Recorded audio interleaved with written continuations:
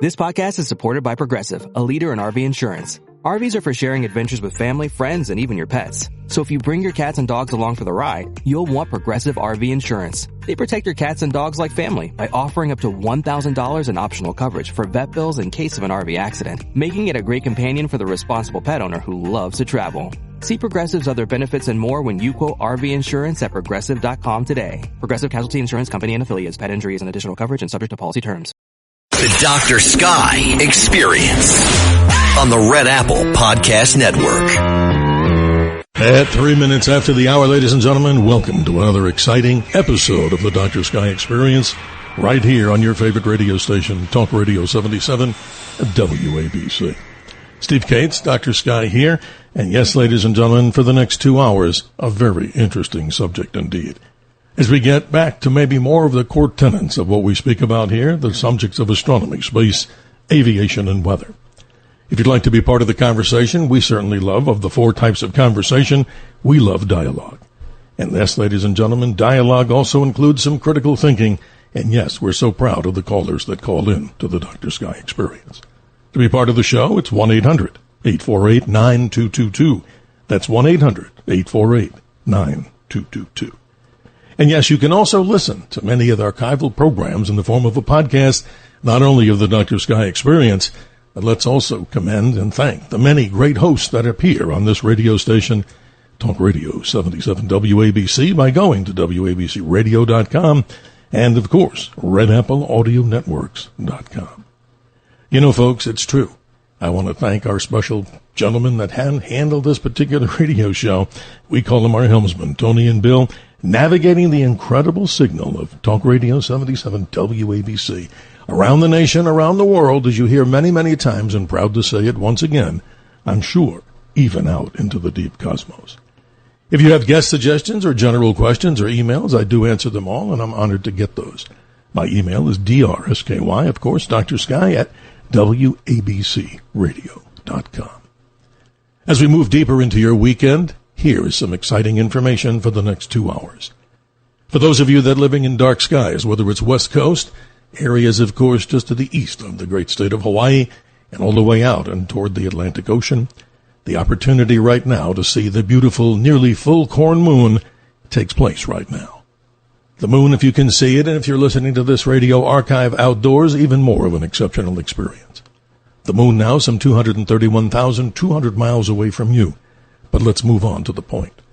As you look at the surface of the moon with the naked eye, you see these dark regions.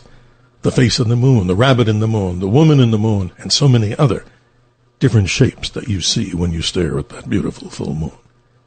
But ladies and gentlemen, something's been happening over billions of years where asteroids and meteorites have been striking the surface of the moon.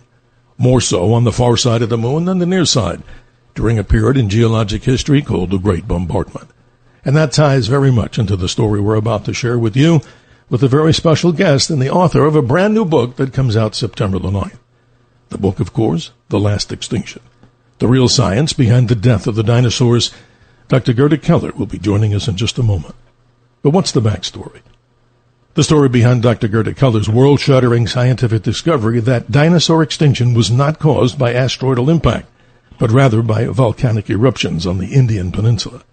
A discovery that highlights today's existential threat, as she says, of greenhouse gases and climate change, and one that sparked an all-out war waged by the scientific establishment, simply known as the Dinosaur Wars.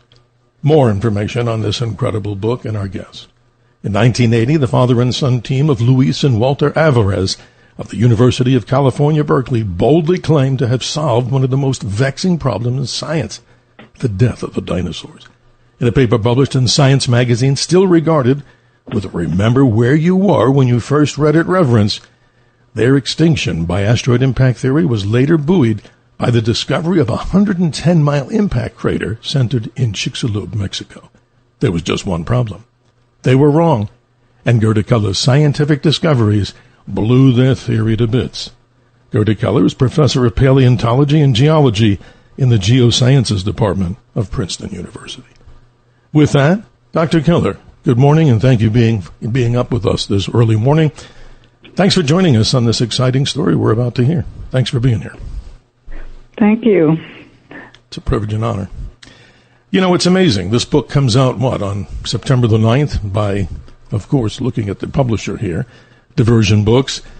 This is fascinating to me because in the astronomical world, ladies and gentlemen, you may have heard about this story, about an asteroidal impact, and you may have been concerned and just brushed it off and said, well, that happens over the course of history.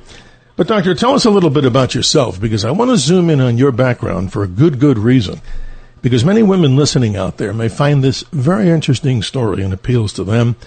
Start off with where you were born, your early education, and then as we move toward the dinosaur wars, tell us more. I was born in Liechtenstein, which is a very tiny country of about, just a couple of miles. It's the fourth smallest. Liechtenstein is right next to Switzerland. And in fact, it's across the border. So I was born as number 6 of a dozen children. Yes. And from that, it made it rather difficult, in the sense that I wanted always to learn some things. Already when I was 5 years old. And it didn't always work, because there was no money. My parents were poor, and we couldn't get much of an education. It was a small village, and it would take a long way to bicycle from one side to the other. I see. And so the next step basically was when I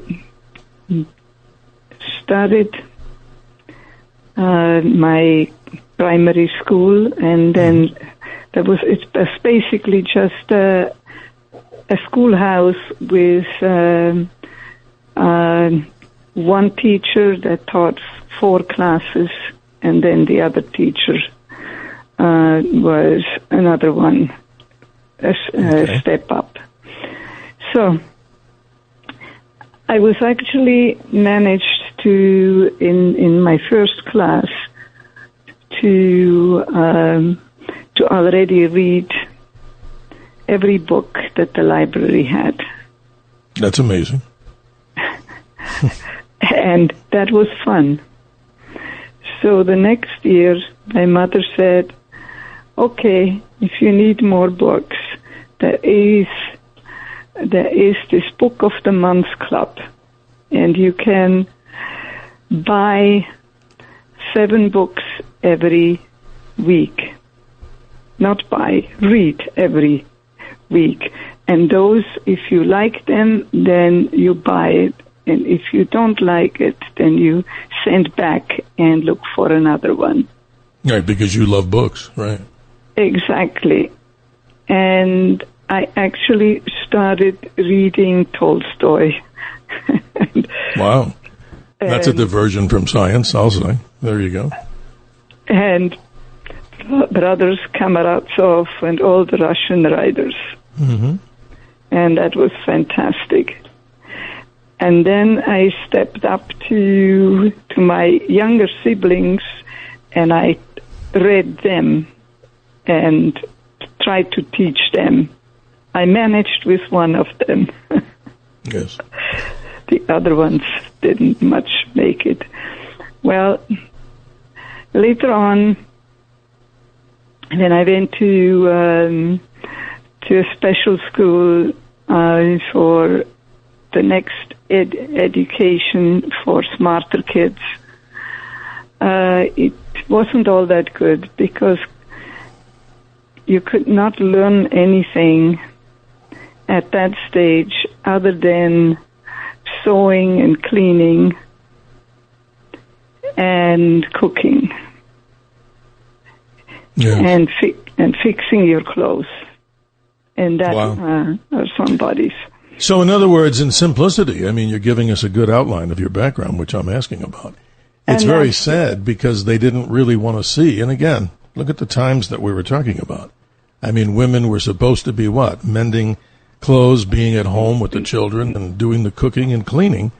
Absolutely. And your life, I mean, not to fast forward, but unfortunately because of time here, that's an amazing story because look at where you are today and the story we're about to share. But, Doctor, this is the point that I want to make to the audience, and God bless you for enduring, because during this period of time, my analogous story would be a story about a lady named Dr. Vera Rubin, who in many ways was shunned by the male community trying to get her Ph.D. in astrophysics, but now she's passed on. But she, of course, was, as you know, and many people may not know, one of the great theorists in talking about something in quantum physics called dark matter. But your story is why we're talking with you this morning, and I find it fascinating. So with all that, quote, rejection and negativity, you then decide to leave home, and I'm fast-forwarding with your life here. You go to work for one of the great fashion designers, and you find out that that's not really for you. Your passion happens to be science. So let's move to the United States. You're in the San Francisco area during what many described as the free love drug scene in the hippies world of San Francisco of the 60s. And you had no money. And I'm fast-forwarding for you. You're talking to people on the street, and they say, hey, you can get an education by going to one of these colleges here, and you don't have to pay for it. But you sure have to do your part and pass some tests. So that's how you got started in education.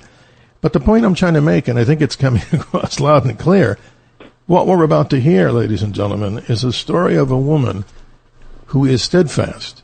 She's not going to hear no for an answer, but it ties into, Doctor, the whole concept of the book here. And I'm going to fast forward on this, if you don't mind. We know from science, you know better, that there have been 5 so-called major extinction events in the world in geology that we could talk about. We don't have time to go into every one of them. But your warning in this book, without giving out the secret sauce, is that we may already be in that 6th extinction, and we'll have a guest coming on in the next hour who's talking about what many people may think is the 7th extinction, that of maybe having AI going in a direction that is not necessarily what may people like, but we're not going to disparage AI here. So talk about this. Your whole concept here, if we go back in history, Dr. Luis Alvarez, University of California, Berkeley. This is a person who did so much work in the nuclear world, Manhattan Project and such. Their theory is that this asteroid, 6 to 9 miles in diameter, caused the extinction of the dinosaurs. Dr. Gerda Keller says, no way. Tell us why. Well, at the beginning, nobody believed it. This was in 1980. Mm-hmm. And I was working at the U.S. Geological Survey at the time. Mm-hmm. Yes. And everybody, there were about 30 people there in the room that were listening to Alvarez's story. And nobody believed it.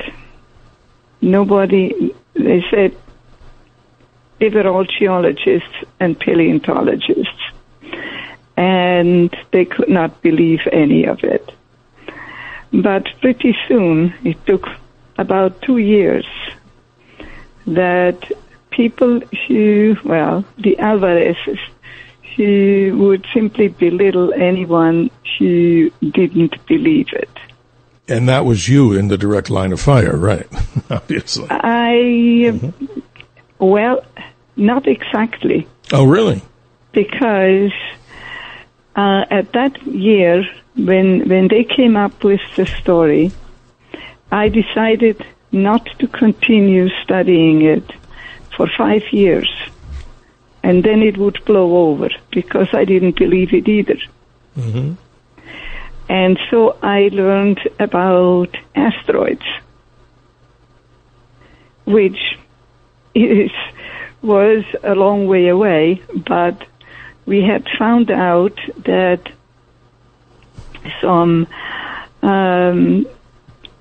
30 33,000 years ago, there was an asteroid that hit, and it left very tiny glass spherules. Nobody knew where they came from at the time. Yes. But I decided I would look for them, and I would find them, and then I would figure out just what happened there. And I found out a new way of finding these tiny glass spherules, where I would not have to destroy the cores. And it was successful. Yes. And I found 4 different types of localities. They were not they were in great distance. Later on, it was one from Russia, and there was one from in the U.S. in basically what's the area called? Europe? No, in the U.S. Oh, I'm sorry. This was a U.S. one. And it's, it will come back. It's one, so there is one in the U.S., one in Russia. And later on more were found. But at the time, when I discovered these, I sent it to the Journal of Science, and they accepted it within no time. And evidently, Luis Alvarez had found out about it. And so I was invited by Luis Alvarez to work with them on this other impact, namely these small impact spherules. So just describe this, Doctor, in the time we have. Many people out there who are listening around the nation, around the world, may have no idea what a paleontologist does. Describe that to us, because that's a fascinating story as a subset and difference from maybe what we're talking about in geology. And then we'll focus on the differences between why should anybody out there even care what the distinct differences are between asteroidal impact and your theory. And I think it's very, very important because, ladies and gentlemen, listening to this particular individual, Dr. Gerda Keller, her book, The Last Extinction, The Real Science Behind the Death of the Dinosaurs, who knows? Many people do speculate that we do live in a 6th extinction. Hopefully it doesn't happen. But tell us what a paleontologist does. That many people may not know. Well, first of all, in this case, we, as a paleontologist, we need to look at what life was like. What organisms went extinct? What organisms survived? In other words, what happened in the world? And that was always my fascination. And to find out what really happened.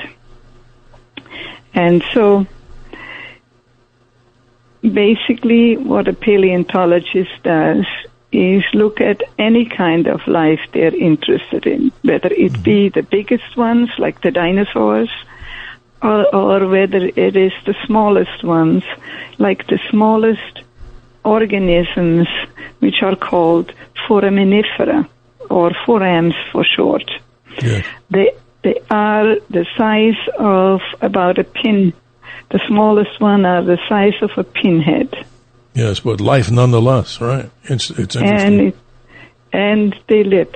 And by the way, those pinhead-sized ones was the one species that survived in the 5th extinction and even earlier in the earlier extinctions. But not only that, it survived forever. so far at least, it still is very abundant just about anywhere in the world. That's very interesting. Yeah. Because from the one species that survived, the others evolved.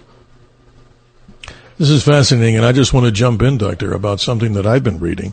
Of all these 5 extinctions that have happened on the Earth, the most impressive thing to me is Mother Nature, if we like to call her that respectfully, of course, has this great ability to survive so many of these amazing tragedies, not only in the paleontological world, but in the geologic world. But what I'm reading here is fascinating. The tiniest little creature that actually survived all, and this is coming to me by doing some research, is these little tiny organisms called tardigrades, which are very often referred to as water bears, and they just look like a little tiny bear. They survived all these extinctions, and they've also been found to survive in deep space on space station, analysis. So the point is, going back to the story here of what happened with these extinctions, your story, if I can summarize it, and please tell me if I'm on measure here, is that what we think when the asteroid hit 66 million years ago, it may not have been the initial or the end-all about where these dinosaurs and how they became extinct. But moving fast forward, your book describes what, without giving away everything, that it wasn't just that impactor, get a load of this, folks, 6 to 9 miles in diameter, striking somewhere off the coast of Mexico, as now we call it the Gulf of America, all the way down in that area, creating a 124-mile crater, that it wasn't necessarily just that event. Tell us what the event in your book may have been the leading cause of this extinction of the dinosaurs. Please tell us. Well, when we go back to the large guys, the dinosaurs, then it was actually the last ones were probably extinct around 66 million years ago. And there were very few left at that point because it already went for 7 million years before that climate had changed because of volcanism, meaning volcanic eruptions in India as well as other places in the world. Yes. And in fact, with that, the climate had changed, and of course, many of the dinosaurs had gone extinct already. And at the end, there were only a few left.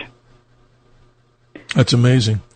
So again, the summary here of these points is that it wasn't just the asteroidal impact, which is a long time ago, 6 to 9 mile in diameter asteroid. That's nothing to, brush off lightly. That this Deccan, as you call it, Deccan volcanism in India, was maybe one of the accelerants that helped destroy the dinosaurs from the planet. But that to me is so fascinating, Doctor, because your book, The Last Extinction, The Real Science Behind the Death of the Dinosaurs, let me salute you again. And I think many out there, particularly our female listeners, you're listening to a story, ladies and gentlemen, of a woman who has really world traveled. She's been on big research ships like the Glomar Challenger, a sister ship to the Glomar Explorer that Howard Hughes had to pull up a nuclear submarine, remnants off in the deep in the Pacific Ocean.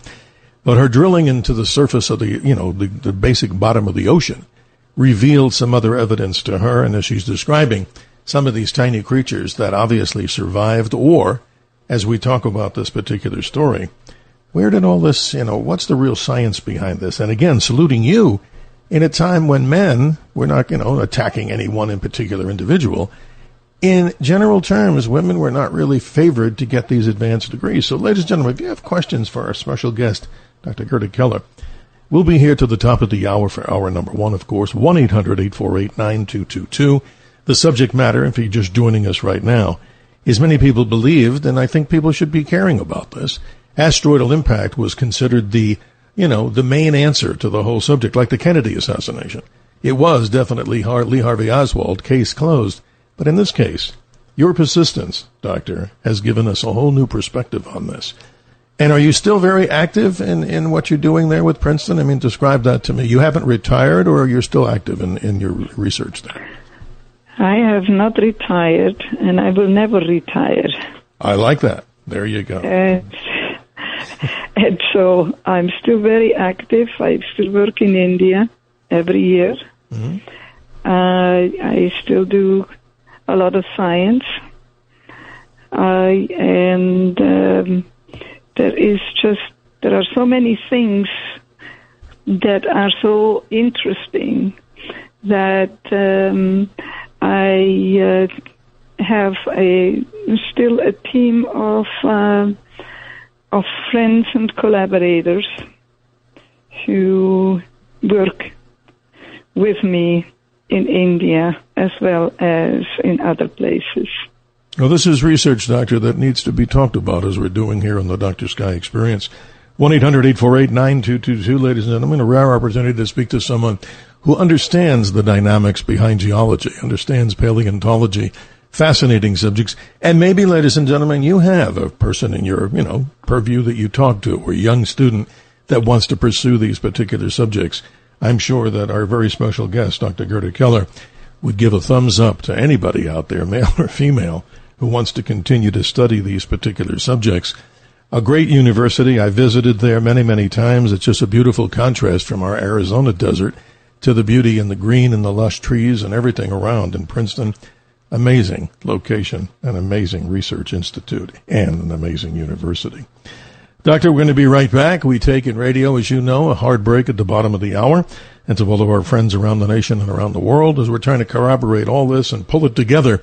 Remember, if you're in dark skies right now and your skies are clear, looking up towards Earth's nearest neighbor, the moon, as we now approach in just hours the full corn moon, some 231,000 miles away from the Earth. Asteroidal impacts created so many of those craters. We're tying it in with the story of the last extinction, the real science behind the death of the dinosaurs, with our special guest, Dr. Gerda Keller. We'll be right back, ladies and gentlemen. The Dr. Sky Experience on the Red Apple Podcast Network. The Dr. Sky Experience. Entertaining and informative on the Red Apple Podcast Network. Do not go gentle into that good night. Rage against the dying of the light. A famous quote from Dylan Thomas and often repeated in that great movie, if you haven't seen it, Interstellar, talking about the need for the survival for the human race, human existence.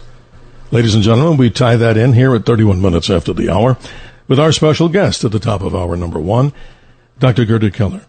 Her book, which comes out on the 9th, a very interesting book, folks, by Diversion Books, entitled The Last Extinction, The Real Science Behind the Death of the Dinosaurs. Doctor, thank you for being with us. I know it's early in the morning for you, but many of our listeners around the nation, I'm sure, are excited to hear the rest of this particular story. But with your okay, let's go back and give everybody out there an education on many of these 5 individual extinction periods, and I know we have a short amount of time. So the first one, as I'm reading it, the Ordovician, Silurian existence, or when we had this particular event for the wiping out of many, many species, 440 million years ago. We had global cooling, dropping of sea levels, supercontinent Gondwana, they say, moved to the South Pole, and marine life died.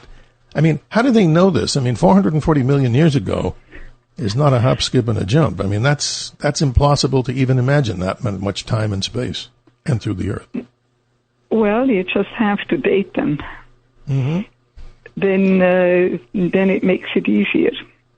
And how do you date things like that? This is interesting. I mean, when you look, how does one do that? Because I'm fascinated by this. I've always heard about they take core samples and they look for what, and how do you actually get a date out of something like that? Well, right now the best dating is uranium-thorium dating. Mm-hmm. And that is now with very well for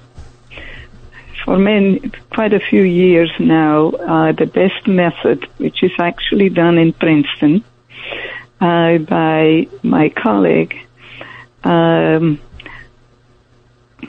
who is extremely good at this. And his name is Blair Schöne. Mm-hmm. And his students. And in fact, they are the ones that I introduced originally to work on Deccan. That means volcanic eruptions in Right, India. as you mentioned, yes. Mm-hmm. And basically you use these tiny zircon crystals, which they will analyze, and if they are well preserved, they actually can get the year as close as to, say, 27,000 years. Interesting. That's interesting. Because I can't imagine, Doctor, I know you have a better mind on this than maybe I do, and certainly I do, and many listeners. 440 million years ago, I mean, that's incredible. We look at longevity of a human to pass the triple-digit number, and we're talking that far. It's just an incredible story. Doctor, you're lighting up the phone line here as we would again journey into time and space with the listeners. They rule on this radio station and show. With your okay, Doctor, let's say good morning to Richie in Putnam County. You're on with Dr. Gerda Keller. How are you this morning? Thanks for joining us. Good morning. Hello, I'm doing great. This show is fascinating. You have a fascinating guest on. I mean, we've been led to believe, we know it's been debunked, that oil came from the dinosaurs. Mm-hmm. And we also now, they have frozen mammoth elephants that have been taken out of the icy lands of Siberia and everything. Now, the DNA from those woolly mammoths, I don't think you can actually recreate a woolly mammoth 100%. But if you can find an elephant, they say the Asian elephant is very close DNA-wise to a woolly mammoth. Will we ever see a woolly mammoth? And will we ever see the day that man becomes more fascinated with saving their civilization like America, instead of being fascinated by things like AI, saying AI is going to destroy us when we know the third world will destroy America? Yeah, here you go. Wow. Go ahead. Richie, you bring up some good points, Doctor. I'm interested to hear your response to what Richie's talking about the preservation of DNA. I mean, is there any way to find the DNA from these particular creatures? And who knows, in future labs, maybe recreate them and hatch them again. Is that sci-fi or is that possible? I think at the present it's more sci-fi because climate change is not going to survive any woolly mammoths. Interesting. Because it's just going to get too hot. Wow. Richie, you always bring up some good points. You get the last word here as we move forward. I think the good doctor has given us some answers, but again, science is always looking for what? The search for truth, right, Doctor? That's what you're looking for. The search for truth. Richie, your final comment? Okay, right, great. You have a tremendous guest here tonight. But science is always trying to move forward, and there are scientific companies that are trying to bring back the woolly mammoth. I don't think you could do it 100%, but they do have DNA. So the thing is, I think as Americans, we should be looking to also preserve America and not only the sciences and everything else. That's the way I look at it. AI is not going to destroy us. The third world will destroy us. Well, Richie, stay tuned for hour number 2. We have a gentleman who's going to talk about the value-added benefits of AI. And like I said last night when we had Dr. Patrick Wood on, he was talking about some of the things we need to watch. So stay tuned, ladies and gentlemen. The Dr. Sky Experience is just warming up. Thank you, Richie in Putnam County. Let's say good morning to John in Brooklyn. You're on, of course, with Dr. Gerda Keller. How are you doing this morning? I am ecstatic. I'm a former paleontologist myself, and when I was in grad school, I was reading some of Dr. Keller's papers. Amen. How about that? Yeah. Yeah. Well, thank you about that. See, you're very popular, Doctor. But, John... No, she yes. has this reputation as being one of our great marine micropaleontologists, and I concur with her that dinosaurian diversity was affected by the Deccan Trap eruptions. I mean, there is signs of, from what I've seen from the fossil record, right, of this decrease going on. The final nail, though, may have still been that asteroid, but still, we do know from the fossil record that there are these declines in overall dinosaurian diversity. By that, I talk about the non-avian dinosaurs, not the birds.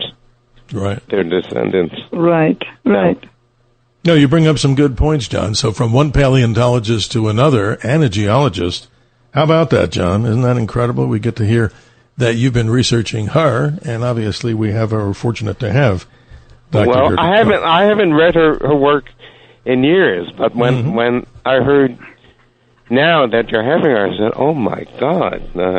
It brings me back to when I was in graduate school and even in college. I went to Brown University, so you can imagine who I'd studied with at Brown. So yes, a very good university I'm saying indeed. that to Dr. Keller. So yes, a wonderful university really indeed. amazing. And off a different subject, both of you, we had a very special guest on here. The son of Nikita Khrushchev, the former Soviet leader, Sergei, became a good friend of ours and would comment on Soviet and American relations, the good stuff of Brown University. Thank you, John in Brooklyn. Appreciate your time. Let's move forward and say good morning to Bill in Huntington. Bill, good morning. How are you? How are you doing today? I have a hard question. Okay. Go ahead. Now, during the Jurassic and the Cretaceous, there was a subclass of cephalopods in the ocean called the ammonites. And at the same time, there was a similar class, the nautiloids. But the ammonites are gone, and the nautilus is still alive. Okay? Right. Correct. Yeah. That is the question. Why? Good question. And because the ammonites were much more specialized than the nautiloids. And so they were easier to survive. They could more easily survive. Wow. And most of the ammonites were so highly specialized that they died out very quickly. It's amazing. It's all about survival, right? It's survival like that quote, of the fittest. Right, like I said that quote there. This is amazing, Bill, and I love the quote because how many people have seen, or if you haven't seen it, Interstellar, do not go gentle into that good night. Rage, rage against the dying of the light. Dylan Thomas, what is it, ladies and gentlemen? A statement about human existence and the fight to stay alive for our species, which is so important. Bill, thank you for your time. We're pressed on time here, and I want to give a fair opportunity to as many people as possible. Dr. Keller, this is interesting. We'll never get to the top of every subject here as we talk here before we go to the last break, before we reach the top of hour number 1. But I'm honored to have you, and you can tell by the people out there that there's a great interest in this particular subject. And what do? Not for me to stand on a soapbox. Your searching for the truth comes out loud and clear here because you're not going to take a no. And people, when you read The Last Extinction, we've only begun to talk about how this individual, Dr. Gerda Keller, continued to fight against all of the negativity that she went through.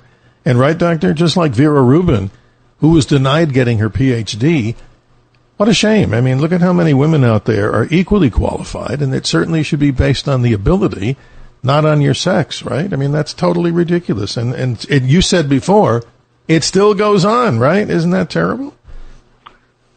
Yes, it still goes on. I know, I hit a raw nerve here, but you know what? Hey, look, should a man, just because he's a guy, get the job because he's now the guy? And again, it should be based on, without me standing on a soapbox. But that no longer is as common. Mm-hmm. Okay, good. Well, let me make some progress. I was the first woman in science at Stanford. There were 3 of us that were accepted as women. Yes. And then later on, I was the first woman at Princeton. That's amazing. And it took many years. Right. Perseverance. Before I actually was accepted. And maybe I've still not been accepted. Who knows? So, Doctor, what's your advice to young women out there listening about this? Your words, not mine. Tell us simply, well, what's your words about continuing to move forward with what your passion is? They must work hard. As a woman, it's particularly important. You have to work harder than any man. I'm sorry to say. Well, you've said a lot there, and I think it's easier and better than the way I would have phrased it, because you're the living proof of it. Doctor, we're coming up on the next break here. Ladies and gentlemen, we have Joan in Manhattan, Pamela, New Jersey, Steve in Arizona, and maybe still time, not maybe, time for you, ladies and gentlemen, at 1-800-848-9222 as we move to the top of hour number 1 of the Dr. Sky Experience. We'll be right back. The Dr. Sky Experience on the Red Apple Podcast Network. The Dr. Sky Experience. Entertaining and informative on the Red Apple Podcast Network. Extinction is the rule, survival is the exception. A great quote from, apropos, of course, by the late Carl Sagan. 48 minutes after the hour, as we continue with Dr. Gerda Keller, her new book, ladies and gentlemen, coming out on the 9th from Diversion Books, The Last Extinction, The Real Science Behind the Death of the Dinosaurs. Let's continue with the callers as we welcome Pamela in New Jersey. Good morning, Pamela. Your question or comment? Oh, good morning. Then volcanism would explain since hot air rises and why the taller species disappeared and the species that were able to spend some time in water or lower to the ground survived over time and developed, like the alligator, etc. Yes. Doctor, this is interesting.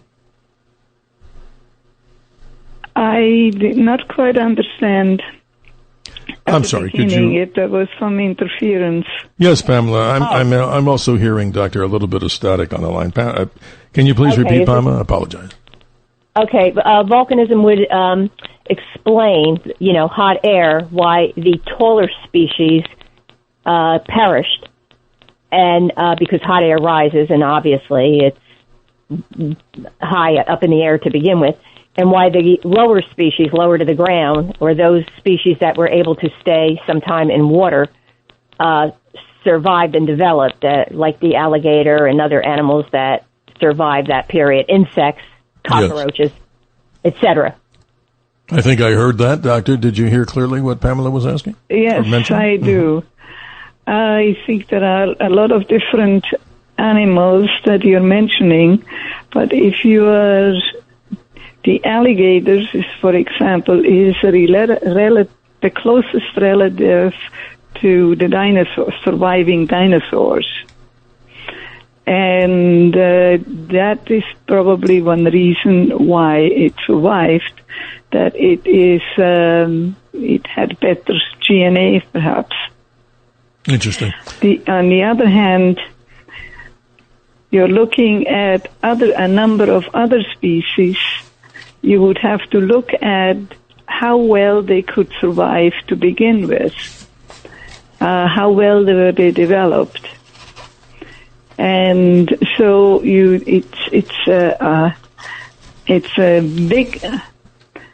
lot of experience that you have to look at in order to actually find out what and which species would make it and which ones would die out. So it's difficult to know to begin with the groups that you are trying to mention. Thank you, Pamela in New Jersey. Sorry we don't have much time here. We're trying to get as many of the callers in here, Doctor, and do thank each one who's calling. And ladies and gentlemen, our apology, mine particularly, if we don't get you on in this hour. We certainly would appreciate your continuance into hour number 2, maybe with a different subject. Let's say good morning to Steve in the state that I'm in Arizona. Good morning. How are you, Steve? Thank you, Dr. Sky and Dr. Keller. Dr. Keller, I am an engineer. I went to school in a completely all-male college for engineering, and I remember the first time I met a lady who was a female engineer, and I was just blown away. But I learned that, they have some really good insight, and I should pay attention. So I appreciate your efforts. to make, to do well in your field of your study and your disciplines are very much appreciated. That's a great comment, Steve, and you describe yourself as an engineer. What railroad was that? I'm just kidding. Sorry. It was the electrical railroad. I'm just kidding. Doctor, you see that there's passion out there for everybody to ascribe to their level of competence. And again, in the few moments that we have, I've said it, and I don't want to overly say it, but yes, you're a survivor of this whole story. And it could be really two books that I get out of this. You as a female, the fight to continue to do what you want to do. Your passion comes through loud and clear. And obviously the whole story that you're talking about here about, hey, you went up against Nobel Prize winner Luis Alvarez, and hey, you're bringing up different stories with the search for the truth. Steve in New Jersey, thank you very much.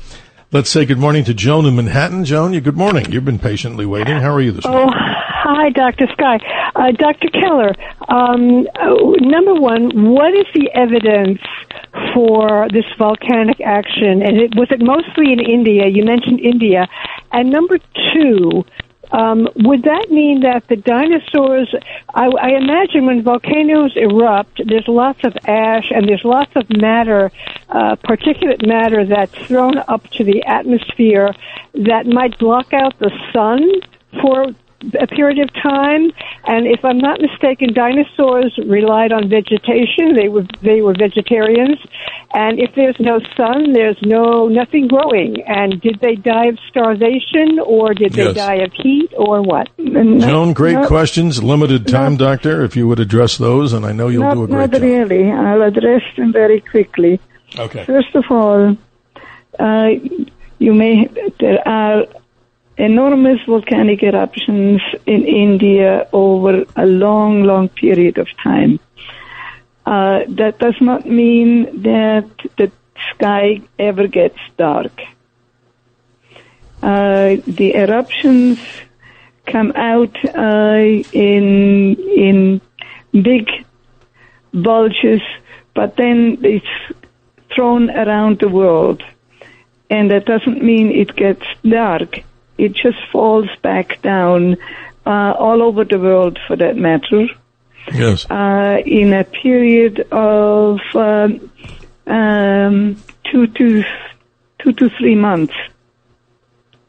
That's amazing. I'm sorry to cut everybody short here, but like an air traffic controller, I'm trying to bring in every flight and get it off the ground because of the time constraints. But Joan in Manhattan, thank you so much. I appreciate you being part of the Dr. Sky experience.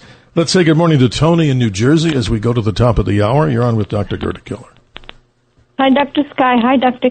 Keller. I wanted to just thank you guys. I noticed listening to you, Dr. Keller, that you are so into the sensitivity of finding and discovering and mapping and telling the history of what you're finding, the truth of the history. And that's important.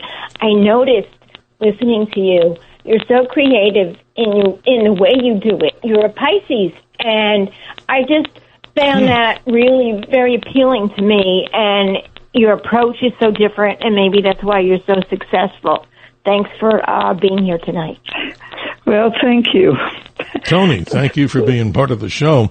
Doctor, this is amazing. We'll try to get our last caller in this particular hour, but before we close out the hour, let me thank you so much for staying up with us, and I appreciate your perseverance. Again, ladies and gentlemen, The Last Extinction, The Real Science Behind the Death of the Dinosaurs. That particular book is coming out from Diversion Books, I think you mentioned, on September the 9th. With that, let's conclude our hour with Max in Manhattan. You've been patient. Good morning. How are you? Thank you both for this wonderful talk. I'd like to know what the professor thinks of an Atlas 31, and has she ever had any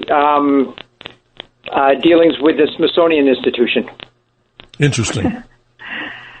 Yes, and why are you asking about the Smithsonian Institution? I just understand that they have a good deal of information from from the Americas that goes buried and doesn't get reported. You mean it doesn't get reported from the Smithsonian? Well, there are many things that get interned to the Smithsonian that do not get reported to the public. Oh. Well, the Smithsonian Institution is supposed to publish any new science just like the rest of us does who are academics. Wow. So I know a lot of people who are writing science papers at the Smithsonian. Ladies and gentlemen, that concludes this hour, the first hour of the Dr. Sky Experience. Again, heartfelt thanks to you, Dr. Keller. I hope we can talk again, and maybe in a longer format about this whole subject, because I think it needs to be put out. And I think, obviously, if you haven't done a TED Talk on this, I certainly think that would be a suggestion from me. Have you done that in a TED Talk forum? Because that would be an amazing experience to watch, listen, and interact with the audience. Well, I'll be welcome. That would be wonderful. Thank you so much, Doctor. I appreciate your time. Ladies and gentlemen, stay tuned as hour number 2 goes now, coming up just in the movement of time and space. Another great guest will be talking just briefly in a few moments with Dr. Patrick Nunley. Very interesting gentleman who's going to talk with his total experience in the world of AI to give us a more perspective and a focus point on this about some of the benefits of AI through his experiences. And like I said last night to Patrick Wood, talking about some of the things we need to be concerned about. Let's also be fair on this equation to listen to people that are in the know on these subjects, and that's exactly what we do here on the Dr. Sky Experience. Dr. Gerda Keller, blessings to you, and thank you for being part of the Dr. Sky Experience. Thank you. It was an enjoyable experience. Thank you. Likewise. We'll be back, ladies and gentlemen. Stay tuned as the Dr. Sky Experience moves through time and space. The Dr. Sky Experience on the Red Apple Podcast Network. $1 million. Free to play. You just need to survive. It's the Fanatics NFL Survivor Pool. Pick one team to win each week. Get it right, move on. Get it wrong, you're out. The last fan standing take home a guaranteed $1 million cash prize. And for every player who joins, we add $1 to the pot, up to $10 million. The Fanatics NFL Survivor Pool. Play free on the Fanatics app. App access open to all. Must be 21 plus and joined by 9/8 to play. No purchase necessary. U.S. only. Void where prohibited. Subject to complete terms. See fanatics.com/game rules. And now a message from McAfee. Your package couldn't be delivered. You owe thousands in unpaid tolls. You want a free gift. If texts like these sound familiar, McAfee can help. McAfee automatically identifies text and email scams as well as AI-generated audio to help you stay safe. If they're faking it, they're not making it past us. Get award-winning scam detection today. McAfee.com/keepitreal. Talk about stepping up. Bang! Bang! It's time to level up your game. Introducing the all-new ESPN app. All of ESPN, all in one place. Your home for the most live sports and the best championship moments. The electricity is palpable. Step up your game with no annual contract required. It's the ultimate fan experience. Level up for more on the ESPN app or at stream.espn.com. Sign up now. Claptrap here. 2 big things are coming this fall. Borderlands 4 and Spotify Wrapped. So stop listening to that one playlist that reminds you of your ex who only made you cry. Talking about you, Veronica. And pre-order Borderlands 4, coming out September 12th. Rated mature. The Dr. Sky Experience on the Red Apple Podcast Network. 3 minutes after the hour, ladies and gentlemen, thank you for joining us in hour number 1 as we move through time and space with the Dr. Sky Experience. As we always mention and proudly say it, the contact number here is 1-800-848-9222, 1-800-848-9222. And in the interest of time, we'd like to have in the four forms of conversation. We'd love to have that in dialogue, and critical thinking and common sense rules the roost. And your choice, ladies and gentlemen. To get in touch with us, my email here, drsky, DRSKY, at WABCradio.com. And if you'd like, we certainly encourage you to go and listen to many of these programs, rebroadcast in the form of a podcast. And not only my own program, the Dr. Sky Experience, but what about all the other great hosts here on Talk Radio 77, WABC, WABCRadio.com, and RedAppleAudioNetworks.com. A plethora of content from all these great hosts at this powerhouse radio station, 77 WABC. And special thanks always to our helmsmen, Tony and Bill. They navigate this incredible signal, ladies and gentlemen, to the nation, the world, and I'm sure even out to the cosmos. Again, a thank you to our previous guest, Dr. Keller. She was talking about the possibility that we might be living in the sixth extinction, and that is something that she attributes to man-made climate change. Right or wrong, ladies and gentlemen, some say that there might even be a seventh extinction on the horizon, and that could be the whole subject of AI. And as you know, ladies and gentlemen, just our previous program, Patrick Wood of Technocracy.news was here to talk about some of the concerns that we might have with AI. But we're going to welcome in just a moment another very special guest. Who? Patrick Nunley, Ph.D. He's co-founder and chief scientist emeritus for Brand Engagement Networks, as well as a co-founder and chief technical officer for Razorhood. He is one of the fathers of modern AI for U.S. defense applications, and his career, that is, includes 40 years of artificial intelligence, machine learning, and deep learning technological innovations, product development, business strategy, focusing largely on AI, machine learning, neural networks, and signal processing. Patrick is the former head of signal processing for General Dynamics Corporation and serves as the founding director of the General Dynamics Cognitive Systems Lab. We continue with his bio. His accomplishments had led to recognition by the Institute of Electrical and Electronic Engineers, Eta Kappa Nu, the National Academy of Television Arts and Sciences, and he has been twice recognized nationally by the IEEE as the Outstanding Electrical Engineer of the Year. And get a load of this. It melds very well into the world of media, television, and radio with his development of Arbitron's portable people meter technology. Was awarded an Emmy in 2010. With that, good morning, Dr. Nunley. Thank you for being with us on the Dr. Sky Experience. How are you doing? Well, thank you very much. Thank you for having me. I'm very excited to talk with you. Well, I appreciate you, sir. And again, we don't scare people, and we certainly give them the option to decide and make up their mind. That's why in this particular, iteration of the Dr. Sky Experience, wanted to have you on to talk not only about your background. I mean, that resume I could have read a lot longer. But tell us more about yourself and your passion for these particular studies. How did you get started in this whole subject? Because to me, it's quite fascinating when we go into the sciences like this and talk about computers. Well, I've been involved in artificial intelligence and, frankly, thinking machines in general for well over 40 years. Long before it was fashionable, let's put it that way. Mm-hmm. Back then, we couldn't do it in software because we just didn't have the computational power. So we began building things with transistors, with physical devices, just because we couldn't, really do it in the software environment. And the only ones that could really afford that type of thing were the military, and of course, those were for military applications. But it was a fascinating world at that time, mm-hmm. just because everything was new and it was just so unheard of at the time. And so, yeah, it was fascinating. I was, and we could make machines that were doing things that people just thought were absolutely impossible, and it was thrilling. Yes.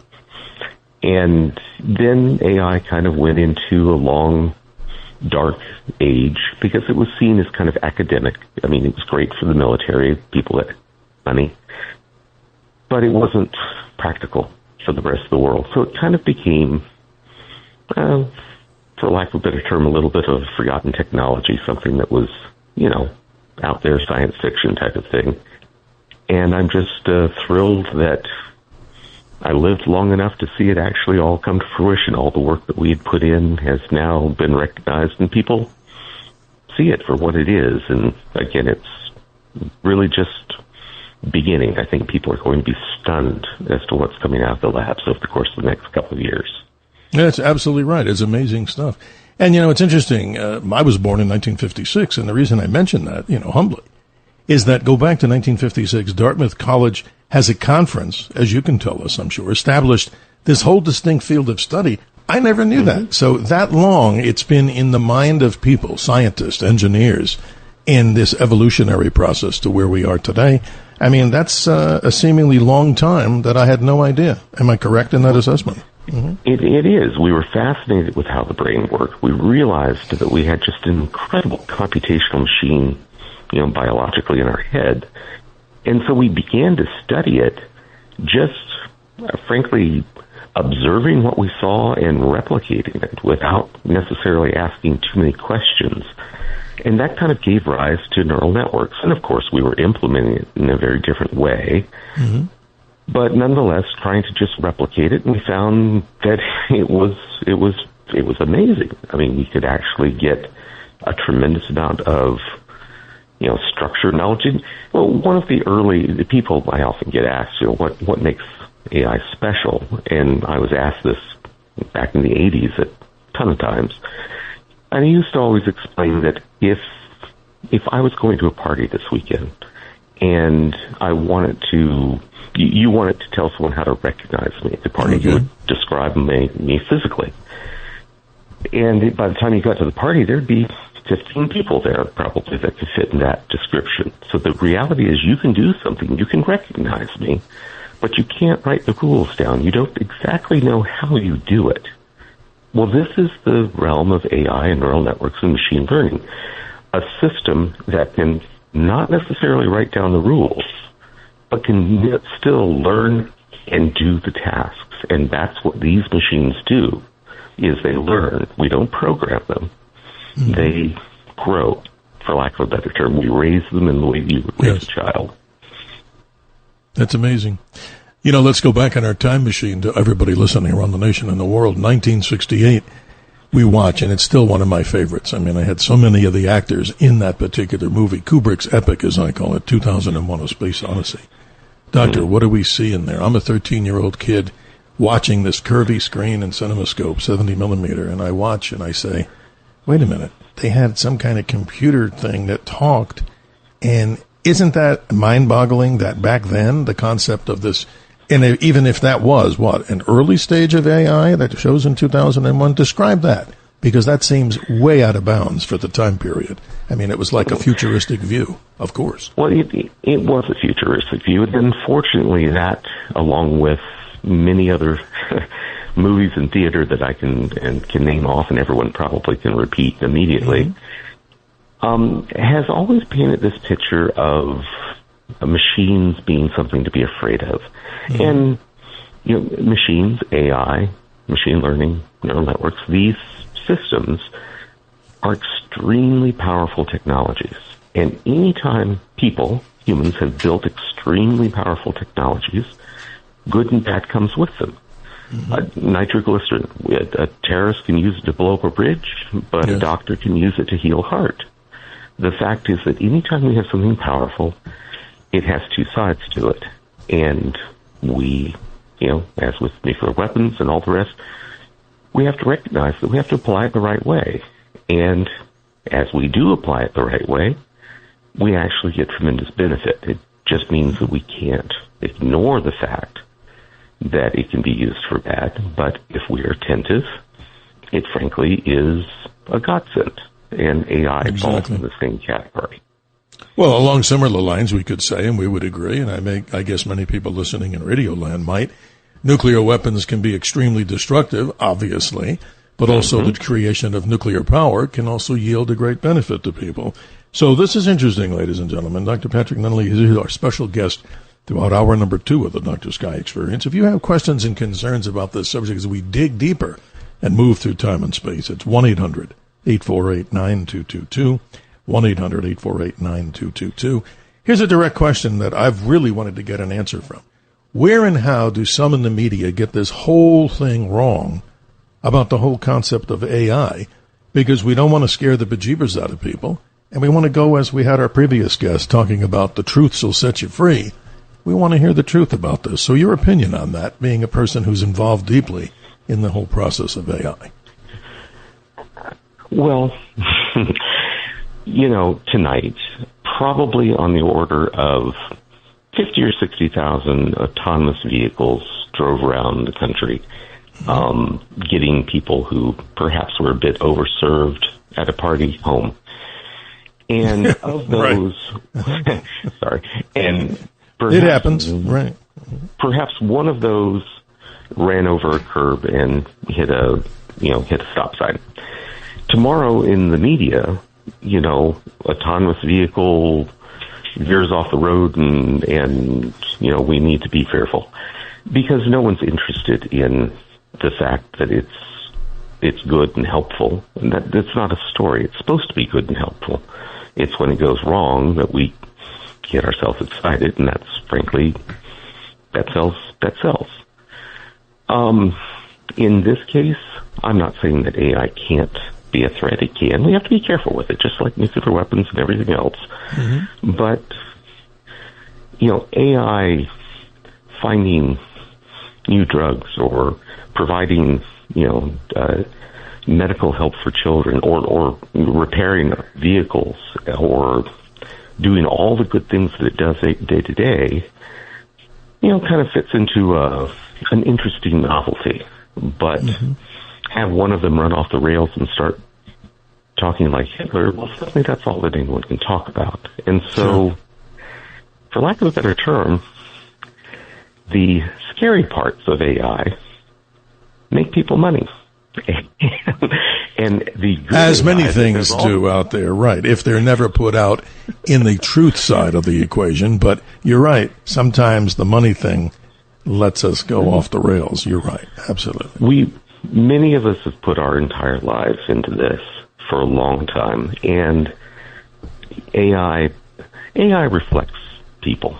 There are some bad people. There will be some bad AIs. There will be. Mm-hmm. But the vast majority are good. The vast majority are well-regulated and structured.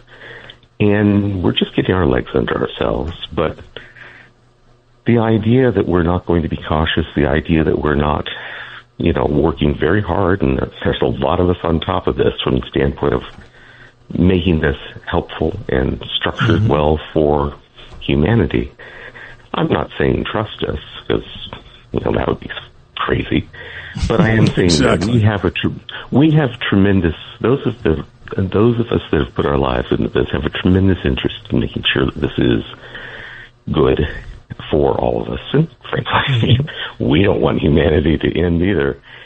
But well, just like you said, former President Reagan said, trust but verify, but that was in a different context, but I think it could easily be applied, don't you think, Doctor, to the conversation that we're having? I think that's exactly true. There you go. People also fear what they don't know. I mean, historically, there was a point where people feared that the innovation of industrialization would, end the workforce. And so much so that they were throwing sabbats into the machines. They're wooden shoes. That's how we get the word sabotage. People fear things that they don't fully understand. They fear change. Yeah. And AI is an incredible change. I mean, there's no doubt about that. And so, I think there's a lot of innate fear. And a lot of, people are apprehensive. I get that. But there's nothing to fear but fear itself, as one other president said. But not to be funny or try to be the jokester here, but this is interesting to me, and I say it, and this may be more comedic. Let's hope and pray there's no Lex Luthors of the AI world out there. Do use it in nefarious ways, but then again, anything could happen. But moving on to the point, this is a really serious question, and I think many people in Radio Land, and of course we're the most powerful signal I'm sure that we can get here, and we're happy to have this signal, and it goes out to many. And you can join the conversation, ladies and gentlemen, at 1-800-848-9222 with your questions, opinions about the subject with our guest, Dr. Patrick Nunley. Here's the thing I wanted to go to, Doctor. This is interesting. I've been a fan of Ray Kurzweil for so long. A long time ago, in a different world, I read Age of Spiritual Machines. Very interesting. I really wasn't totally, enamored by the concept. I was like, oh, okay, that's down in the future. Then we have How to Create a Mind. Then we have this book. It's my hand right now. It's thick. You've seen it. You've probably read it. The Singularity is Near. When Humans Transcend Biology. And then, as you probably know, and maybe listeners do or don't, The next iteration of his book is The Singularity is Nearer. My simple question to you is, from what he says, the Ray Kurzweil is saying that maybe that would have happened where human and computer, supersedes that of the ability for human thinking, and machine learning is in greater force. The simple question is this: have we reached this singularity, in your opinion? And define that so people can really understand what we're talking about. Well, okay. We have to break this down a little bit. Please do. And, I love Ray, and ultimately, I believe that here's the thing. Our machines have always augmented humans. Our robots are stronger than we are. Hydraulics can lift. Everything our computers can store and compute. But AI effectively augments our ability to not create, but to essentially think. It essentially takes over a certain amount of mind work for us. And that augmentation is kind of what we're talking about with regard to the singularity, where machines don't have limits like the human brain, in the sense that we can build super intelligence. And we can basically go far beyond a single individual and instead have an AI that is as intelligent as collectively all of us together. So it becomes very, very, very capable. And that gives people a moment's pause. That actually makes them fearful. But all we're doing is essentially augmenting the human capability. We're not augmenting our creativity or our humanity. We're not augmenting our ability to serve each other and to, help each other and do all the good things that humans do. I hear you. Correct. So as far as the singularity, which is defined different ways by different people, but essentially where man and machine effectively become one, where we effectively are superseded by our own machines, and we become, some people would, consider subservient to the machines. Yes. Are we subservient to robots? They're certainly stronger than we are. They certainly are more capable to lift, and I can pick up a car with a robot. I can't do that. The reality is that we're fearful because this singularity somehow robs us of what we think was our last area, our thing, which was our ability to innovate and to create and all the rest. But that's not true at all. AI looks backwards. It looks historically. It doesn't look forward. It just basically projects forward. So I use the analogy that it's like driving a car by looking out the rearview mirror. Interesting. I didn't think of it that way. Yeah, that's interesting. It works for a while, and that's great. But an AI is never going to predict the pet rock, right? Because that rock makes no sense. But exactly. But it makes sense to us. I mean, back when that was a thing, everyone loved it. It was wonderful because it was fundamentally human. It was fun.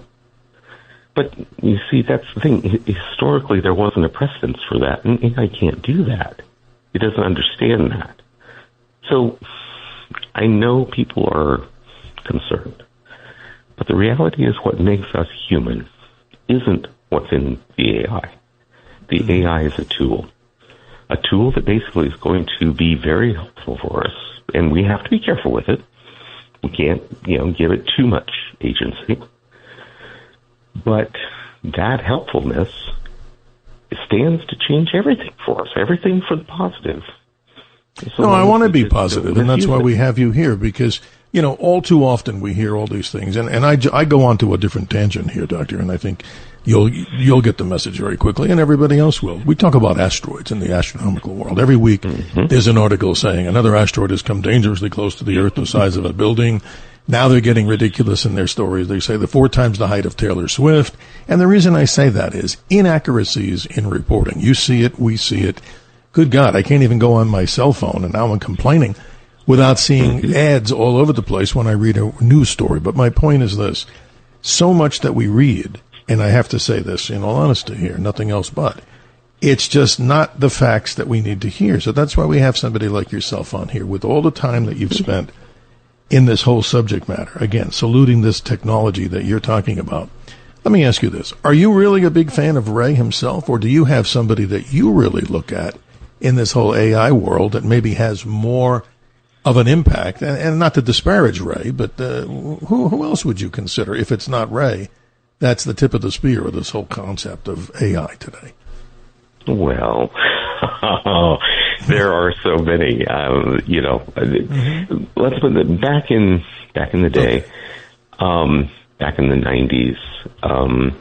There were a handful of us that were presenting at, the International Joint Conference on Neural Networks, and we had Bernie Boudreau and Robert Heck Nielsen and a whole bunch of groups, and these were kind of, again, collectively, we get called the grandfathers of AI. We're kind of the forerunners of all of the fathers, if you will. Correct. Mm-hmm. I look to them because they have the history and longevity. They recognize that this isn't... So many times I get met with people saying, this is a veteran of the AI community, been at it for 10 years. Kind of roll my eyes saying, great. Yes. There you go. Well, welcome.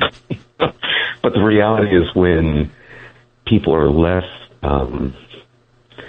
when they know a little bit more about the guts of it all and understand kind of the core development of it, not just the mechanics, but the spirit of it, and they understand kind of those core elements within it, then it becomes more tangible, more controllable, more human. And I'm not saying that we've got the keys to the kingdom. We don't. But ultimately, there's a fundamental greater belief in our ability to manage and control it, because from the very beginning, these were things that we were thinking of. Yeah. I think people that have come into it later see it as a runaway train without the history of realizing that we've been working up to this, speed of this train for a long time. And so, I respect all of these people, Ray included. Ray is a great guy. Mm. But this is not... There are people that will tell you that, in 2027, the world's going to end from AI, and that's become a real trendy thing. Right. And, it's great. Yes, there's a good, logical, well-reasoned if this happens, and I get that.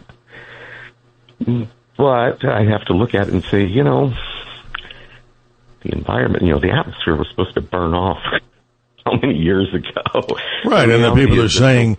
Some politicians, Doctor, not to cut you short, are saying simply that we have, less than 10 years before we're all extincted because of a concept called climate change, which in many people's minds is not settled science. Some say it is, some say it's not. But the point of the matter with this conversation that we're having with you on the Dr. Sky Experience, it's an honor to hear, as we're going to hear, ladies and gentlemen, more details in the next half hour about some of these benefits that you have worked on specifically. And maybe one of them, we'll save it for later, that's so much apropos to the broadcast industry that we're involved with right now. A very interesting story for television and for radio that you, of course, know that you've been recognized nationally by the IEEE as the Outstanding Electrical Engineer of the Year for something that we'll go into later known as the Arbitron Portable People Meter. Hard to say quickly, isn't it? 2 times. It can be a mouthful, yes. Yeah, it's amazing. So before we break here, ladies and gentlemen, let's get everybody else involved in the conversation here. Your opinion, ladies and gentlemen, on AI, either pro or con, the questions that can be answered by the experts that we bring to the table, and our special guest to the top of hour number 2, Dr. Patrick Nunnally, Ph.D., of course. His story is very interesting here, and this is also very interesting. I'd like to get into some of the benefits of AI. You're also involved with something as the co-founder and chief technical officer for a company simply called Raise a Hood, which is quick and simple to describe in about a minute, but we'll get into that. What is Raise a Hood so people can understand the benefit right there? Well, Raise a Hood is an application of AI to the ability to, for lack of a better term, augment auto repair as a interesting, a kind of across the board, both from the standpoint of providing Gus, which is an AI repair AI, but also providing the gathering and understanding of data across the country, and then providing effectively normalization of processes, so you're less dependent on the skill of a single mechanic, and you always have the best mechanic, the best solution, the best understanding of your vehicle across the board. More on benefits, ladies and gentlemen, of AI with our special guest, Dr. Patrick Nunnally. He, of course, has vast experience in this, and your questions and comments are much appreciated, as we like to say, of the 4 types of conversation: debate, discourse, diatribe, and dialogue. We, of course, prefer dialogue with critical thinking. Where? At 1-800-848-9222. We'll be right back, ladies and gentlemen. More exciting things to come here on the Dr. Sky Experience. And if you'd like to email me, it's simply DRSKY, of course, at WABCRadio.com. And we've actually gotten many guests from those suggestions from listeners of the Dr. Sky Experience. We'll be right back. The Dr. Sky Experience on the Red Apple Podcast Network.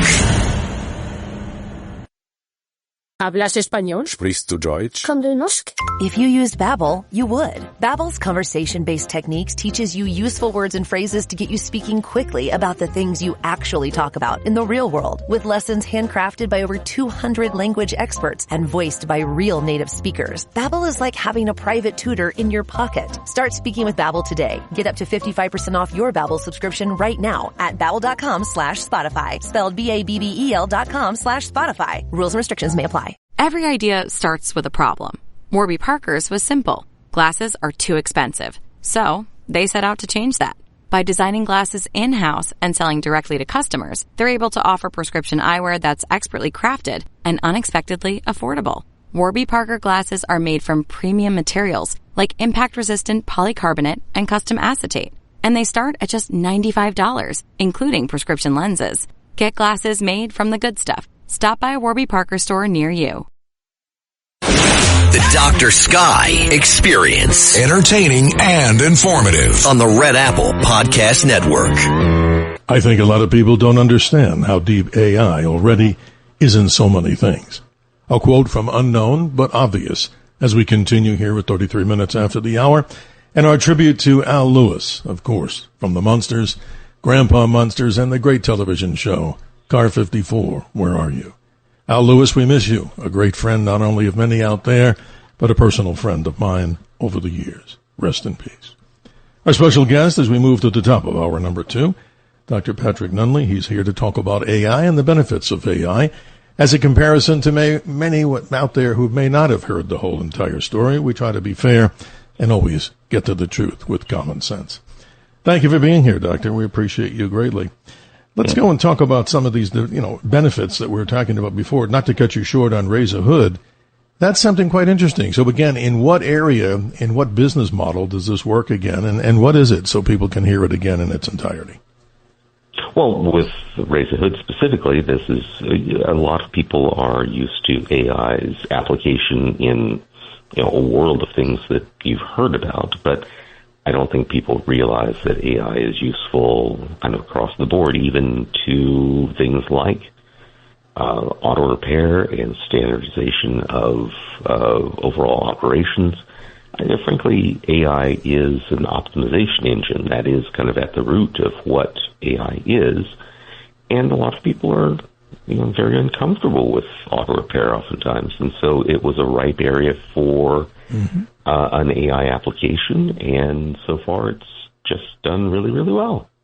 Well, in simplicity, in other words, somebody then, a customer, comes into what, a dealership or not a dealership, independent shop, and they go ahead and have what, the car diagnosed in a better way through AI than they would if you never had the experience at all. Tell us more. Well, what it does is it allows them to, in a simple fashion, diagnose their car themselves just based on the symptoms that they've seen, based on learning from auto mechanics that have trained it.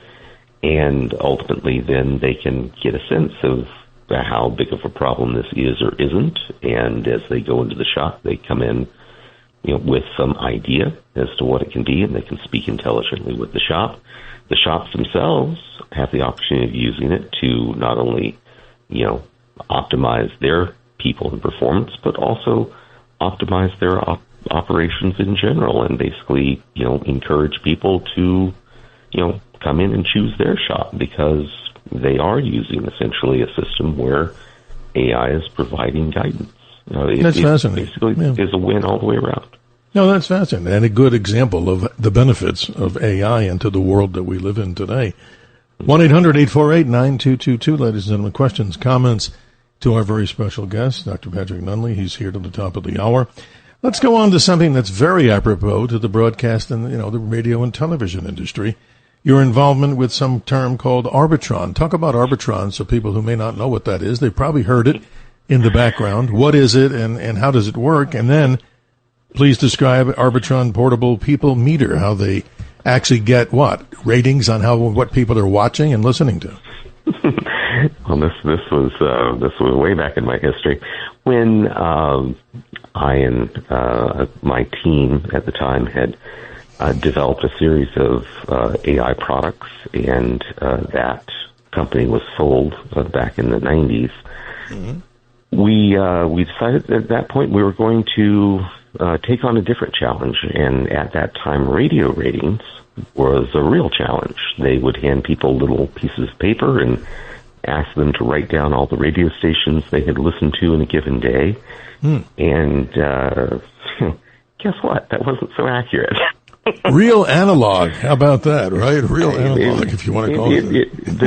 Again, back in the Stone Ages. Anyway, so what we did was we developed a technology that allowed us to identify the stations and to do so in a fluid way and ensconce that into what looked like a pager at the time. Mm-hmm. And this would provide an ongoing record minute by minute of all the media exposure the person had during the day, and then that was just uploaded overnight. And as such, we could do very precise ratings. We could, identify stations that were being passed through, and listened to briefly in the car. We could identify stations in, bars and entertainment venues. So basically, it gave us a complete picture. And that's like a night and day transformation, because you're talking about the paper, the analog methodology, and that's the milk and lifeblood of radio and television. They have, for the advertisers, that's an amazing leap forward, right? That's incredible. Well, and you would think that we would be heroes, but, the numbers didn't quite match up. So we were hated by many people because we essentially, added some truth to the actual radio rating system. And again, not that anyone was trying to mistreat it. It's just they didn't have the technology to gather, the core data. And so we did that, and that was great. And that still is at the core of the radio rating system today. Nielsen, used to be AC Nielsen, which is real well known for their television ratings. Yes. Bought Arbitron, and I'm told largely for their portable people meter technology. And, that resulted in the technology winning an Emmy in 2010. And it was just a marvelous, marvelous time. No, that's amazing. So describe to us the Arbitron portable, I can't even say it right, Arbitron Portable People Meter.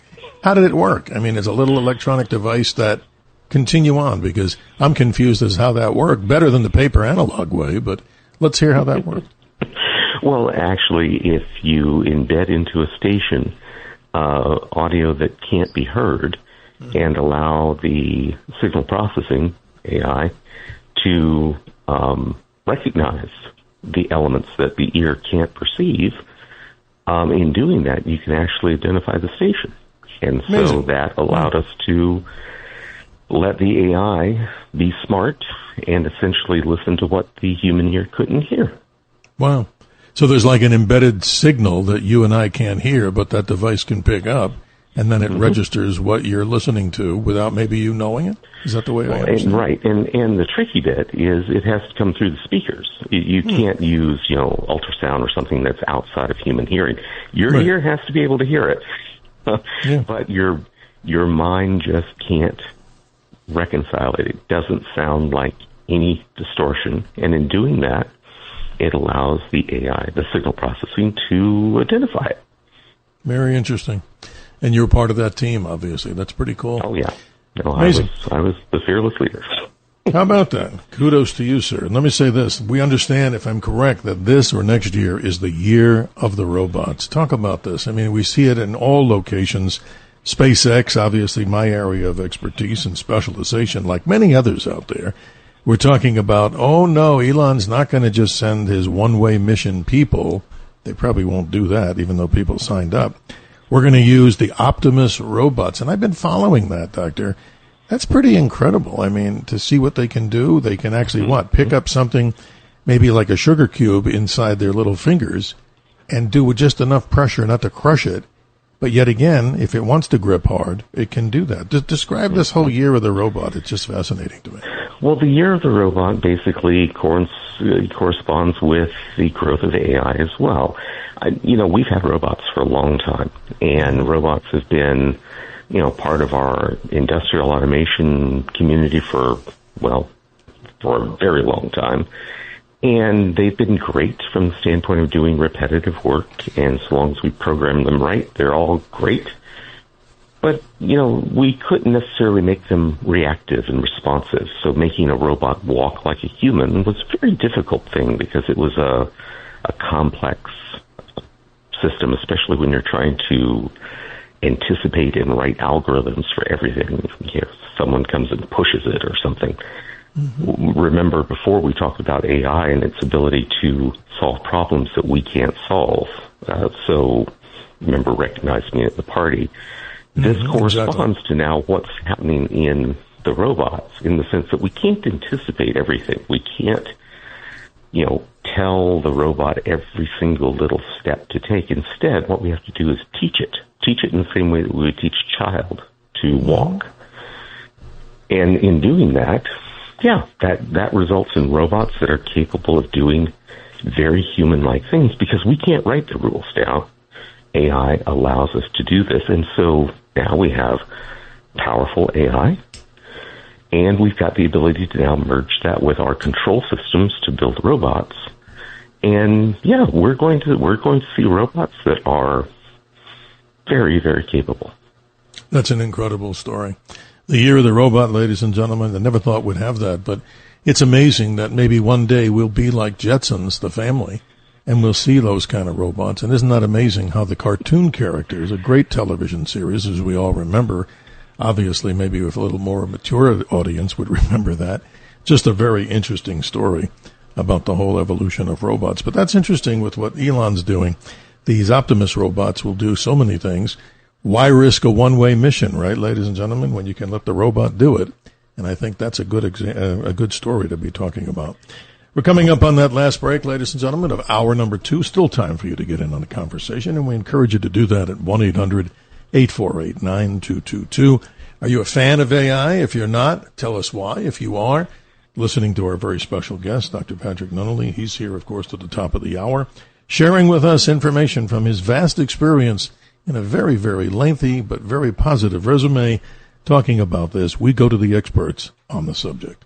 We'll be right back after this short commercial announcement. The Dr. Sky Experience on the Red Apple Podcast Network. The Dr. Sky Experience. Entertaining and informative on the Red Apple Podcast Network. AI is neither good nor evil. It's a tool. It's a technology for us to use. Interestingly enough, a quote from Unknown, and we continue with our very special guest at 47 minutes after the hour, Dr. Patrick Nunnally. He's here with us. Let's go to the callers, Doctor, as you're lighting up the phone lines, as we would expect here. Let's say good morning to Alexi in Queens.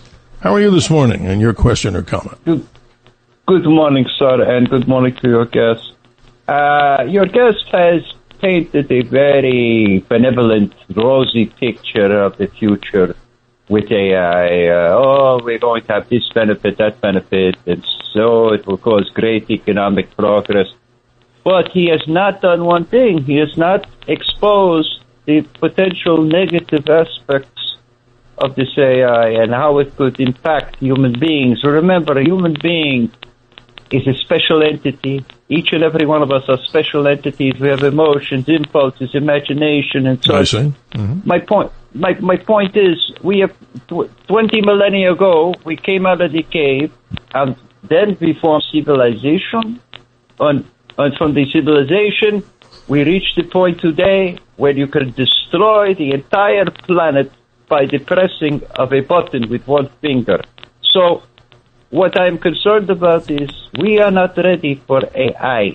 We have not even come to the corner, the edge of civilization through civilized behavior and systems of the world. Do you follow what I'm saying? I sure do, Alexei, and let our good doctor explain in his response to your concerns. I think this is an important conversation. Doctor, please continue. Sure, no problem. Hi, Alexei. You know, the fact is, though, that AI doesn't take anything away from humanity, but ultimately, and yes, I do paint a rosy picture, but at the same time, I do say we have to be careful with it. We do have to control it and make sure that it is, reflective of what we want it to be. But at the same time, it isn't, out there with agency to undo humanity. That is a thing of science fiction. Ultimately, what it is, it's a system that is capable of automating, for the most part, mundane tasks and some creative tasks, but what makes humanity humanity is still there. We still have to serve each other. We still have to support each other. No one is going to replace the doctor or the friend with their hand on your shoulder. No one's going to essentially take away that humanity, but ultimately this relieves, in the same way that machines have always relieved humans of a lot of burdensome tasks. Now, here's the difference. When industrial robots and automation came along, a lot of blue-collar work was taken away.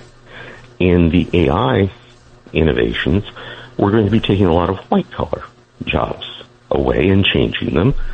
But that fundamentally is the same way that things have been in the past, where people have always been fearful that their role, their task, is going to be taken away. But in each case, people have adapted. And in that adaptation, we end up better as a total society for it.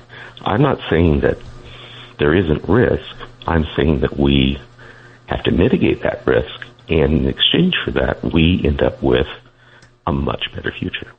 Alexei, you get the final word on this. We got a pretty big board of callers here, but please continue as we close out this conversation. Well, again, he is unduly optimistic about this AI. But the point is, you say it's going to have certain effects and help with tasks and this and that and various activities. But I hope that this thing does not translate into a sword of Damocles, if you know what I mean, hanging over our heads. We sure do, Alexei. And not to cut you short, we do have a lot of callers that we want to get to, but I appreciate you always calling us on the Dr. Sky Experience. Thank you for your time, Alexei. Let's move on in the few moments that we have to the top of the hour. Good morning to Owen in Connecticut. You're on with Dr. Patrick Nunley. How are you this morning?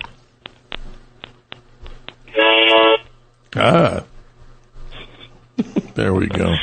See, there are those that would say, oh my gosh, the AI is calling in. We once in a while get the funny man on the phone to lighten it up a little bit, but ladies and gentlemen, everybody's entitled to their opinion, as long, right, Doctor, that they're not breaking any FCC rules. There we go. Mm-hmm. Well, you have the floor. I mean, this is interesting. You know, obviously, you're a business person, you're a man, you're a scientist, you're a man of, a lot of things that you've done here on your resume that I'm very proud to talk with you about and share with the audience. So, this is interesting. Give us a summation here. Obviously, some other benefits. And let's go back, if you can, without revealing national secrets.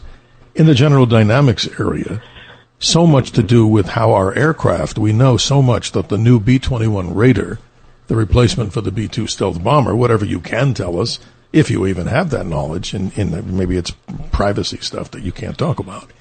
Some of these aircraft are going to actually have the capability of doing their own flight with the AI, ingested into their systems, which may replace humans, and we see this with drones, of course. What about some of the military applications here? Talk about that if you can. Well, while things are coming a long way in the aircraft environment, way back when we were doing the early developments, we were doing it with missile systems.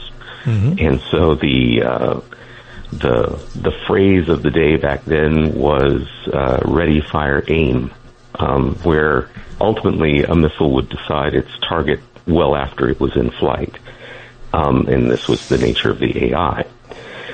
So in that environment, we've had, weapon systems that have been AI enhanced for quite a while. That doesn't necessarily mean they're going to, go out and take over, but it does mean that in, a combat scenario, they can be much more effective. And so,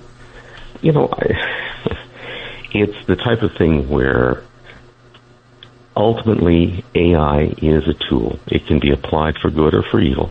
Correct. And just like your caller, Alexi, was saying, gosh, if you're painting a rosy picture, I'm optimistic because I know that the vast majority of people who are working within the AI environment, training them, structuring them, are good people that ultimately have no ill intent and are doing everything they can to make sure that things are safe.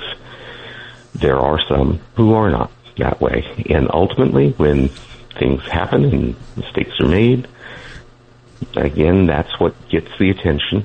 But the millions of test runs that, provide great things, new drugs, new discoveries, new capabilities and insights to, new products, things, and services, these things are a footnote. And so while people think I'm, painting a rosy picture, that's not true. I'm more connected to it and understand and read, the thousands of positive things as well as the occasional bad thing. Most people only see the bad thing. No, it's fascinating. I mean, I go into the quantum physics world here, and this is just something of my opinion. I would be happy to see how AI can do something that Einstein talked about, in which time movement is directional only forward, let's say not backward. But in your opinion, would it be amazing if AI could figure out the conundrum of how to move forward and backward in time? And again, that brings up a subject that some people would say, don't touch it, don't let the monster out of the box. But wouldn't that be incredible if AI had the ability to talk about how to do that or demonstrate that? That would be the most mind-boggling thing, and I'm not just talking science fiction. Your opinion on that? I mean, does that sound totally ridiculous, or who knows? I mean, your opinion, you're a scientist on this. Let me put it this way. If it is possible, I believe that AI will be the one to find it. There's a phrase often said that AI is the last invention humanity will ever need to make, because ultimately the AI will be the thing that allows us to vet and discover these new things. So ultimately, is a quantum AI computer capable of cracking the issues of time, or faster than light travel, or some of these more things that are fanciful for us right now? If anything's going to do it, AI will do it. And ultimately, Agreed. I believe that if it's possible, I believe that AI will find a way to do that. And another area that many people may have, misgivings or misunderstandings about is chemical rockets. I mean, this goes into subjects that we could talk about for hours with no time permitted here right now. Mm-hmm. But the simple point that I'll make is not using chemical rockets anymore to go through the universe. We look in Star Trek-like ways. But interesting enough, what could happen with new propulsion systems utilizing AI to help us move toward that speed, maybe that toward the speed of light, or who knows what's beyond that in the quantum entanglement world. Right, Doctor? Subjects for a lengthy discussion, maybe over an adult beverage, and certainly a warm cup of coffee. Right? That's interesting. How do people get in touch with you if they? No, seriously. How do people get in touch with you if they want to talk or comment? How do they do that? They can reach out to me at patrick@razorhood.com. There are actually But that's probably the best way. Give it to us slower so everybody can copy that down. Please give us the way to get in touch with you. Patrick at raiseahood, all one word. Oh, okay. I didn't hear you. I apologize. Raiseahood. No, I'm sorry. .com. No, that's fascinating. Thank you for your time. It's been enlightening, and I certainly would like to talk with you more about this, whether we're on air and or just in a private conversation, because I'm fascinated about the things that you're talking about here. And to those that believe that there's a warning thing coming out about AI, hopefully everybody has an open mind as we talk about the whole subject here. Let us talk about the common sense side of the whole thing. Learn and absorb knowledge is what we're trying to do here by bringing people what? Understanding of the great mysteries, not only of the universe, but of many of the topics that we do here. Dr. Nunley, thank you for your time, and a good morning to you. Appreciate you. Well, thank you for having me. Always a pleasure. Ladies and gentlemen, that wraps up this edition of the Dr. Sky Experience. You can, of course, listen to the podcast rather quickly as we move into the morning here. And don't forget what's happening around the world right now. If you're in clear skies and dark skies, of course, we find ourselves looking at the full corn moon. And on the other side of the earth, coming up in just a few hours, they get to experience the deep beauty of the blood red moon. More to come with the next Dr. Sky iteration of the Dr. Sky Experience. Thanking Tony and Bill for navigating the signal as great as they do. And ladies and gentlemen, my wish to you is for a great weekend, health and happiness, and clear skies. We'll see you next time.